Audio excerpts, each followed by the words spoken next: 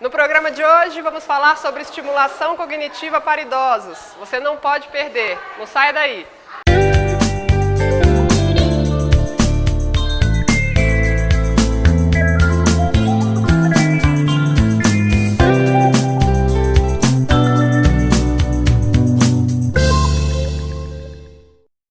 E para falar sobre isso, eu converso agora com a médica, neurologista e fisiatra, a doutora Cláudia Barata Ribeiro. Doutora, obrigada pela participação no programa. Obrigada a vocês. Nós vamos começar tentando entender, antes da gente falar da estimulação cognitiva para os idosos, qual a diferença do idoso que envelhece de forma saudável, do ponto de vista cognitivo, e aquele que envelhece com uma complicação mais acentuada. Sim. Bom, o idoso saudável faz parte do envelhecimento, né, normal, a gente perder um pouquinho das funções cognitivas, mas é realmente pouquinho, mas faz parte igual você enruga, né, que é o envelhecimento da pele, você tem uma doença degenerativa dos ossos, isso é normal da idade. Então, o esquecimento eventual de nomes, né, principalmente nomes, a gente esquece, ou do lugar onde pôs uma coisa, isso é um envelhecimento, digamos, normal. Existe o déficit cognitivo mínimo associado à idade, que já não é absolutamente normal, mas é um déficit ainda pequeno e que não significa que a pessoa tem uma doença, né? Ela pode evoluir ou não para um processo de demência mesmo, de um déficit maior, né? Mas é um déficit mínimo. E existem também déficits cognitivos associados a outras coisas, associados à depressão, que não são exatamente uma demência. A pessoa tem, por exemplo, um hipotireoidismo, tem uma doença, tem uma depressão que faz com que ela tenha um déficit cognitivo. E tem as doenças, que são as demências, que a mais comum é Alzheimer, mas que tem vários outros tipos, né? E como é que a pessoa sabe, ou de repente a família entende, que aquele idoso está evoluindo com essa complicação maior, com demência, com um diagnóstico mais grave? Isso aí é bem interessante, porque o que a gente vê é que, na maioria das vezes, as pessoas chegam tardiamente ao médico neurologista ou ao geriatra, enfim, procuram quando já tem um déficit bem mais avançado, né?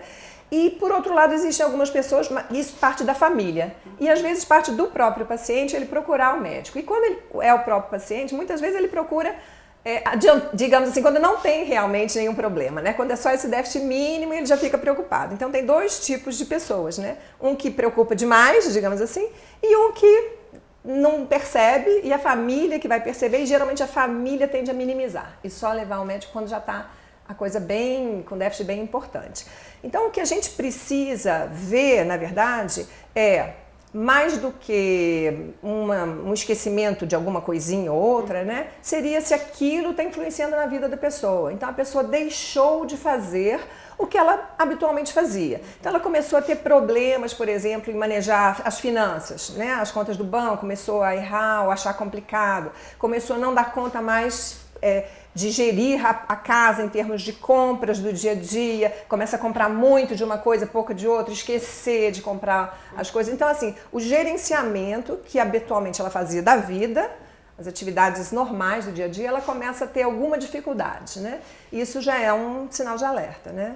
Mais do que um esquecimento eventual de alguma coisa. Que é, às vezes, natural, que é, até vezes, natural. Nas pessoas mais jovens, sim, né? Nessa vida atribulada, né? A vida está muito corrida. Doutora, em relação à estimulação cognitiva, como que é feita a indicação? Para que tipo de idoso vai se beneficiar dessa estimulação e quando ela deve começar? Sim, a estimulação cognitiva, na verdade, ela devia fazer parte da vida da maioria dos idosos. Agora, depende um pouco da atividade do idoso, porque é muito diferente um idoso, por exemplo, de 65 anos, que ainda está trabalhando, né, que tem uma vida ativa na sociedade, enfim, que cuida das suas coisas todas, e um idoso que já está aposentado e que não tem uma vida muito ativa socialmente, que fica mais em casa vendo televisão. Então, assim, é muito diferente o idoso ativo e o idoso não ativo, né? Então, esse ativo aqui, ele não precisa de estimulação cognitiva, a vida já está estimulando, né? Agora, esse outro, provavelmente ele precisa, senão ele vai se alijando da sociedade aos pouquinhos, vai parando, né? Às vezes ele tem um déficit de locomoção também, aí já sai menos, aí a família chama para ir no shopping, já não quer ir. Então, assim, vai aos pouquinhos se afastando das atividades comuns da vida e isso piora o déficit cognitivo, certamente, né? E esse estímulo que o idoso pode ter como um cuidado preventivo? ele está relacionado ao quê? A uma leitura, a própria vida social, assuntos diversos. O que pode ser feito? Esse idoso que não tem uma doença, né, digamos assim, que está com déficit cognitivo mínimo e tal, primeiro isso, se manter ativo na sociedade, né? Segundo, ele estimular o cérebro de alguma maneira, né? E uma das maneiras boas, por exemplo, é você aprender uma coisa nova. Então, você aprender uma língua, por exemplo, eu vou aprender inglês, ou eu vou aprender, se eu gosto de história da arte, eu vou aprender história da arte, enfim. Ele se dedicar a aprender alguma coisa, porque uma coisa, assim, é você recordar, e outra coisa é você aprender coisas novas. Quando você aprende coisas novas, você está estimulando partes diferentes do seu cérebro, que é importante você manter isso, não ficar só nas coisas do passado, né? Mas você falou uma coisa que também é importante, que é a questão que eu esqueci, que é a questão de da leitura, ou não precisa nem ser leitura. Por exemplo, eu vejo um filme na televisão, tá? Uma coisa é eu ver um filme e guardar pra mim. Outra coisa é eu ver um filme e no dia seguinte eu comentar com você, olha que filme legal, aconteceu isso, aconteceu aquilo, né? Você estimular o idoso a lembrar coisas do dia a dia mesmo, mas de uma forma não de escolinha, né? Uma forma natural, né? Vamos conversar sobre o filme que você viu ontem, ou o que aconteceu ontem na novela, quais foram as notícias principais do dia, né? O que te chamou a atenção no dia de ontem, enfim. Como é que tá a Lava Jato? A gente tem que estar procurando inseri-lo no mundo, né? Contexto. Não deixá-lo ir saindo fora do contexto do mundo, né? Legal. E o idoso que já tem uma deficiência maior, então? Aqui na clínica, como é que vocês abordam o tratamento para esse idoso? O que é importante para ele? Quando a gente tem a gente fala cognição, a gente lembra muito de memória, né? Mas a cognição ela é muito mais ampla que isso, né? A gente tem a parte de atenção, que é importante, você tem que ter atenção para poder formar a memória. Você tem que ter interesse também, né? Porque se você não estiver interessado naquilo, você também não vai formar memória. O idoso tem que gostar daquela atividade. Outra coisa importante é que às vezes não é a memória o principal. O principal tem um déficit de cálculo, um déficit de orientação espacial, então ele se perde, né? Um déficit de orientação temporal, ele não sabe que hoje é quarta-feira ou que hoje é o mês tal, né? Então ele se perde na parte temporal ou na parte espacial. Tem idosos que se perdem na questão da linguagem mesmo. Então, se você ficar, por exemplo, restrito à palavra cruzada, é uma estimulação? Mas são palavras. Não são palavras fora de um contexto maior, não tem a semântica toda da frase, né? Então, você não estimula isso. Então, a gente precisa, primeiro, saber quais são os pontos mais fracos daquele idoso. Isso é uma avaliação rápida que a gente faz. Se o déficit maior, que está atrapalhando mais a vida, está em qual área dessas que eu falei, né? E aí você vai fazer o trabalho para todas, mas estimulando mais especificamente aquela área que ele está com maior problema.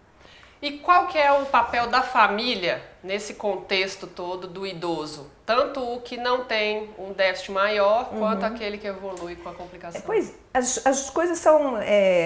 a família é importantíssima, né? Primeiro, em perceber se está vendo alguma complicação ali, alguma coisa fora do habitual, né? E não atribuir sempre só, isso é velhice, né?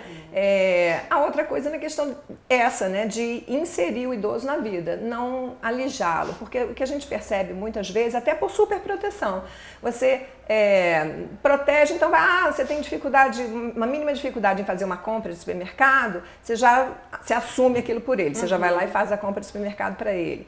Então, assim, quando seria talvez melhor você vamos fazer uma lista juntos, né?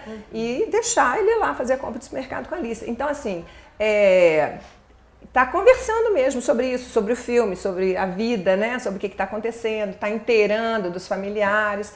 Então, isso é o papel da família. E o papel da estimulação cognitiva mesmo, da parte médica, digamos assim, né? Aí tem uma equipe multiprofissional toda que vai atuar, né? Aí normalmente a gente atua com, pode ser uma psicóloga que faz neuropsicologia, né, que vai atuar, e pode ser também uma terapia ocupacional, que a gente pensa que terapia ocupacional é muito ficar fazendo, não sei, a maioria das pessoas acha que é ficar fazendo bordado, mas não é isso, né? A terapia ocupacional é muito mais que isso, tornar a pessoa apta a realizar as atividades da vida diária, seja ela quais forem, porque inicialmente é mais essas atividades funcionais que vão se perdendo.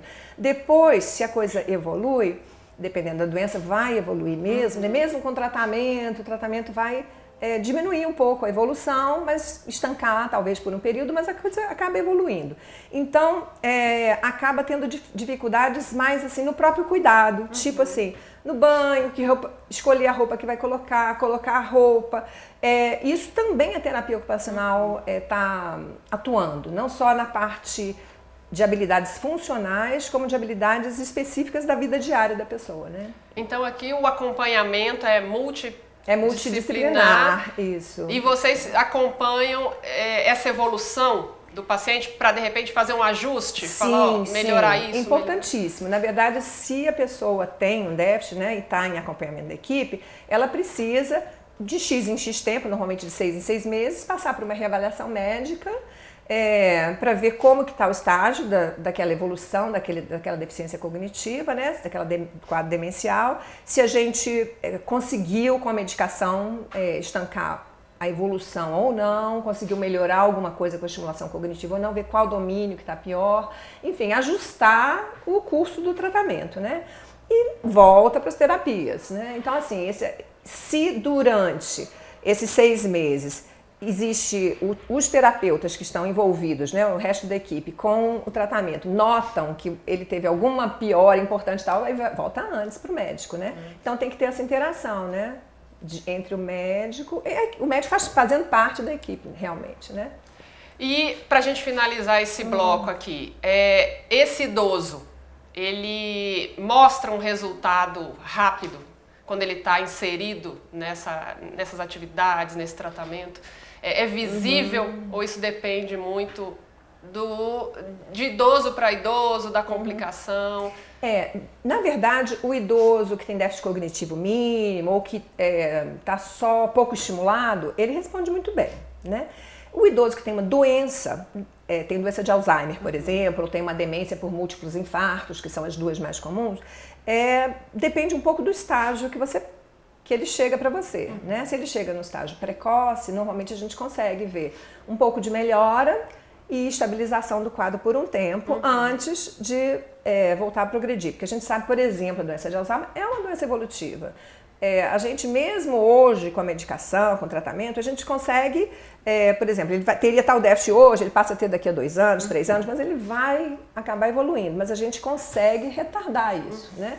E a gente consegue orientar a família também a lidar melhor com isso, né? Então faz parte também do tratamento, quando é uma doença, né, mesmo evolutiva e tal, a família faz parte ativamente do tratamento, porque você tem que orientar aquela família como tratar. Então, por exemplo, num quadro mais avançado, o idoso pode ficar mais apático, ou então pode ficar mais irritado, mais agressivo, pode não querer tomar banho, mas isso em quadros avançados, né? E aí a família tem que saber como lidar da melhor forma possível com aquilo. Então a gente também tem essa parte de orientação do cuidador, digamos assim, que pode ser familiar ou não, né? Que é fundamental. Verdade, que é fundamental. Doutora, obrigada pela participação. De nada, foi um prazer. Vamos para um pequeno intervalo, voltamos já já, não saia daí.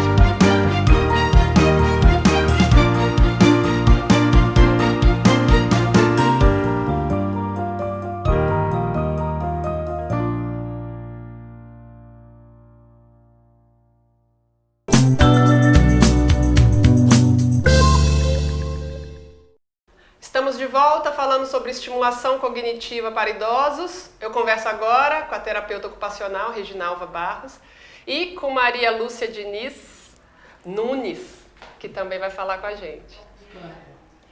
Reginalva, como é que funciona o tratamento a terapia que vocês realizam aqui para essa estimulação cognitiva? O que vocês usam? O que é interessante para cada situação? E quais são os objetivos dos materiais que vocês utilizam? Como você acabou de falar, né, como são várias situações e cada paciente é um paciente, cada paciente ele vem trazer, né, uma dificuldade, então a gente vai direcionar a atividade justamente em cima dessa dificuldade. Aqui no caso eu vou dar a Maria Lúcia como exemplo porque ela está aqui presente. No caso da Maria Lúcia, ela teve um AVC com comprometimento do membro direito, né, Maria Lúcia? E ficou algumas sequelas em relação à parte cognitiva. Então, eu sempre procuro trabalhar com ela atividades que estimulem essa parte cognitiva como a parte motora. E quais são essas atividades? São atividades de pintura, né? Eu sempre foco bastante porque a atividade de pintura ela vai ser interessante porque vai estar buscando, vai estar fazendo com que o paciente ele trabalhe aquela parte que está comprometida. Né, que está em dificuldade. Isso está relacionado com as cores, porque cores, eu vejo ali associações, que tem cor, mas também tem letras. Isso. Essa atividade em particular é uma atividade que ela vai ter que ter bastante atenção. Então vai estar envolvida aqui, vai trabalhar a atenção, a concentração, no caso a coordenação motora, a apreensão, né? E ela vai ter que estar bastante atenta aqui para ver as cores que ela vai ter que estar trabalhando. E as letras, né, associadas com essas cores. Ai, que interessante. Então é um trabalho bem completo. Né? Eu sempre procuro estar proporcionando a eles atividades que busquem, que façam com que eles se sintam úteis, né? Assim, em relação ao que eles estão fazendo. E que consiga desenvolver, finalizar. E que eles possam ver o resultado. Não é só o fazer e deixar lá não, que eles possam ver realmente que o que eles fizeram teve um resultado, né, e um resultado positivo.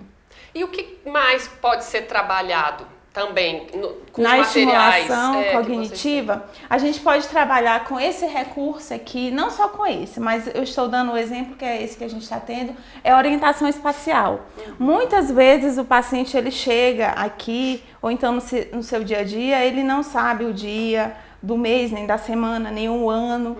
Então a gente procura sempre tá mantendo ele orientado no seu dia, para que possa estar facilitando, tanto aqui na clínica como no dia a dia. Eu sempre também oriento os familiares a dar continuidade a esse trabalho que a gente faz aqui. Porque o tempo que a gente passa aqui é pouco, meia hora, né? Para um dia todo, então chega a ser mínimo. Então, dando continuidade em casa a esse trabalho que a gente faz aqui, é bem interessante. A gente vai ver um ganho bem mais significativo em relação a todo o atendimento. Então, a importância da família... A importância da família, tá dando orientação, tá dando suporte, é acima de tudo o essencial. Ai, que bom. É o essencial. Maria Lúcia, qual que é a atividade que você mais gosta de fazer e o que você viu de melhora a partir do momento que começou a trabalhar com a Reginalva? Olha, o problema é que eu tive o AVC, então eu não sei ler, foi muita difícil. Coisa foi perdida. Ela perdeu. E você está resgatando. Aí eu tô procurando ver se eu acho que uma palavra para você deve ser difícil, mas para mim é impossível, parece que eu não vou conseguir nunca. E posso, entendeu? É só tentar, mas eu sei a dificuldade. E uma superação, né? Isso, eu tenho que aprender de novo. Eu falo assim, eu estudei, eu já sei tudo, mas agora eu tenho que começar de novo. Buscar, resgatar, né? Tudo, porque não adianta querer agora parar e não vou fazer nada. Foi isso que foi dito pra mim. Meu marido, né, falava, não precisa você fazer nada. Claro, porque de dinheiro eu não preciso, eu tenho tudo que eu posso. Mas não, e aí? Falta coisas ali para eu voltar a ter de novo. A questão da independência. Entendi. E dentro das atividades que a doutora propõe, o que você gosta mais de fazer? que é mais fácil, ou o que você faz, fala, olha, isso aqui eu não conseguia e agora eu consigo fazer? Já consigo muita coisa. Você diz as cores, né, principalmente. Aí você diz, ó, isso aqui é o amarelo. Então eu tenho que falar o amarelo e esse aqui não é amarelo. Esse aqui é amarelo. Aí vem esse aqui. Não é essa cor. É outra cor. Identifica que... Aí eu vou procurar, esse aqui. Então esse aqui é com azul. Tem o azul, que é esse, eu adoro. E eu gosto do vermelho. Adoro. Eu tenho que fazer o vermelho, porque aí esqueço. Ah, não, é esse. Aí volta, vai associando as letras. E cada um é diferente. Se esse aqui eu tenho que esse daqui não é igual a este. Você então, identifica, eu tenho que saber a cor e as letras. E em relação à parte motora também, do movimento, te ajudou bastante tudo que já foi feito aqui? Para pegar, para mexer, para o seu membro afetado, Lúcia? É mais difícil. Mas já foi melhorando? Melhorou muito. Quando é a parte motora, né, assim, doutora, o que vocês realizam aqui para também estimular a parte mais fina, isso, a coordenação? No caso, né, quando existe essa alteração motora também, pra gente fugir um pouquinho só da alteração cognitiva, né? Aqui, como eu te falei, a gente acaba trabalhando a parte motora também, porque ao pegar no lápis, né, tem a questão da apreensão, a coordenação. Então, como ela tem uma certa dificuldade, ela vai ter que estar atenta mais ainda, tanto em relação à parte cognitiva como à parte motora. Funciona tudo junto. A parte funcional dela, em relação à parte motora, vai ter que ter toda uma calma, toda uma paciência, já que ela tem uma certa deficiência, uma certa dificuldade. E quando o paciente ele não tem a complicação motora, mas está trabalhando a parte cognitiva, o que mais vocês oferecem em relação a atividades para estimular? São diversas atividades. Não existe uma rotina, aquela coisa maçante que às vezes vai... Assim, eu sempre digo que eu sou apaixonada pela terapia ocupacional justamente por isso.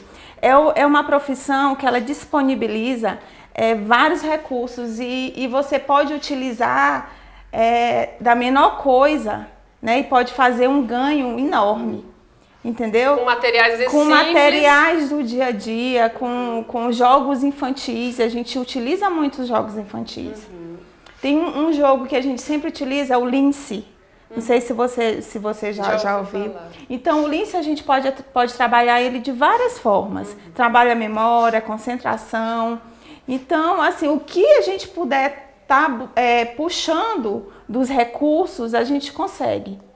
Porque a terapia ocupacional é isso, a gente reinventa, a gente inventa, a gente busca. E né? vocês no dia a dia da pessoa, vocês indicam alguma atividade fora daqui? Isso, a gente trabalha com as atividades da vida diária, que são justamente isso que às vezes o paciente ele é comprometido e ele vem apresentar uma certa dificuldade no seu dia a dia, em estar vestindo uma roupa, em estar pegando a colher e levando até a boca. Então, a terapia ocupacional, ela entra também nessa situação. Ela intervém com orientações, ela procura estar achando adaptações que façam com que esse paciente tenha mais facilidade no seu dia a dia em relação às dificuldades que ele está apresentando.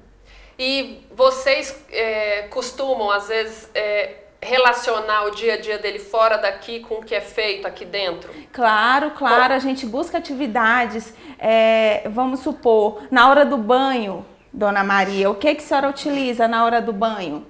E aí a gente vai ver qual é o grau de percepção que essa paciente está tendo. No caso de mal de Alzheimer, que a gente está vendo muito hoje em dia. Então, acaba que perdendo essa noção de espaço, de tempo, e o seu dia a dia acaba que ficando meio que sem sentido. Né? Então, a terapia ocupacional vem buscar, vem estimular e vem enfatizar justamente isso.